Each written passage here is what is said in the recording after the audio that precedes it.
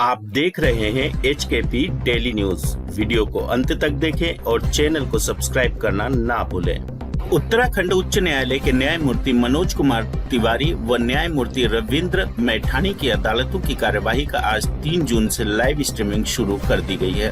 Uttarakhand bar council के chairman Mahendra Pal व अधिवक्ता DS मेहता ने हाई कोर्ट के रजिस्ट्रार जनरल की ओर से जारी पहल को स्वागत योग्य बताते हुए कहा कि लाइव स्ट्रीमिंग से न केवल पारदर्शिता बढ़ेगी बल्कि कानून प्रक्रिया की समझ को भी बढ़ावा मिलेगा।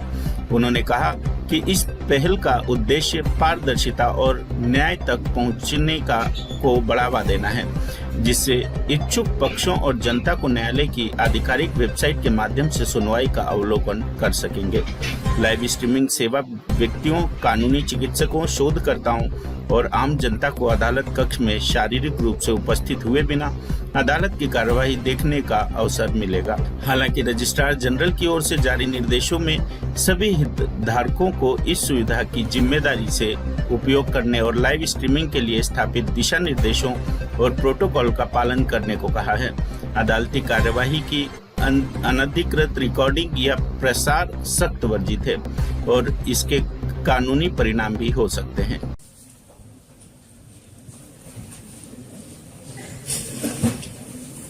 To open the proceedings. The proceedings are open.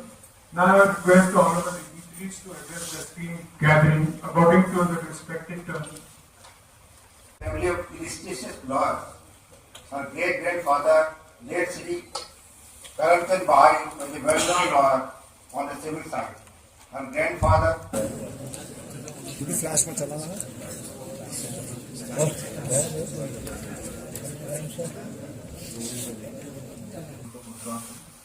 Mr. Justice Rajesh Tandon, former Judge of High Court of Uttarakhand, Mr. Justice B.S. Verma, former Judge High Court of Uttarakhand. As we gather to honor and welcome the Honorable Ms. Justice Ritu Bahari as the Chief Justice of Uttarakhand, a milestone that celebrates not only her exceptional career. In the case of Qazi Mohammad Dawoodi versus State of Uttarakhand, first bail application, the issue which arose for determination was whether, in cases wherein the accused is charged, District Judge Mr. Kashyap, owing to his legal knowledge and experience,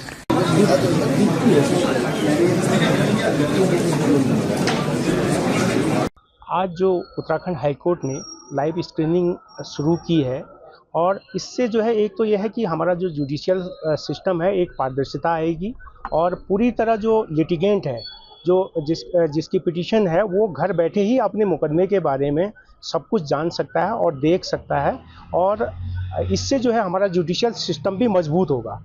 और दूसरा जो है सभी नागरिकों में और जो हमारा जो न्याय का जो मंदिर है उस पर आस्था बढ़ेगी और सबको न्याय कैसे मिलता है, क्या मिलता है, ये जनता के सामने भी ये सब चीज़ें होंगी। इसके लिए हमारी हाई कोर्ट को विशेष बधाई की पात्र हैं हमारे हाई कोर्ट और जो हमारी माननीय चीफ जस्टिस हैं और इन्होंने जो है लाइव स्क्रीनिंग शुरू करके और पूरा जो हमारे याचिकाकर्ता हैं उनको ये जानने का अधिकार भी इससे प्राप्त हुआ है कि अपने मुकदमों की बहस को सीधे तौर पर सीधे देख सके और सुन सके। हाँ, वो क्योंकि रिकॉर्डिंग से फिर क्योंकि इसमें कई चीज़ें, क्योंकि आजकल जो है सोशल मीडिया का ज़माना है तो इन पर प्रतिबंध कुछ चीज़ों पर लगाना भी ज़रूरी है जिससे ये जो है कंट्रोल में रहे और सब चीज़ें व्यवस्थित तरीके से रहे, तो ये कंट्रोल भी बहुत ज़रूरी है, प्रतिबंध भी ज़रूरी। इसको पारदर्शिता बहुत रहेगी और जिस तरह से क्लाइंट अपने केस को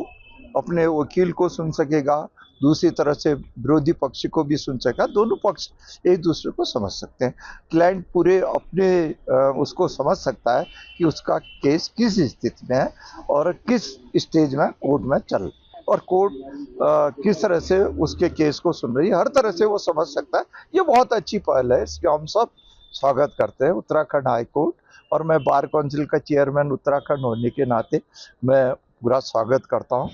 चीफ जस्टिस से लेकर हमारे न्यायमूर्तियों का बहुत आभार और उन्होंने एक अच्छी व्यवस्था इस हाई कोर्ट में दी। रजिस्ट्रार जनरल को भी विशेष बधाई देना चाहता हूं कि उन्होंने फुल फ्लैश हाई कोर्ट आज खुलते ही ये सारा पूरी व्यवस्था सुचारू रूप से चलने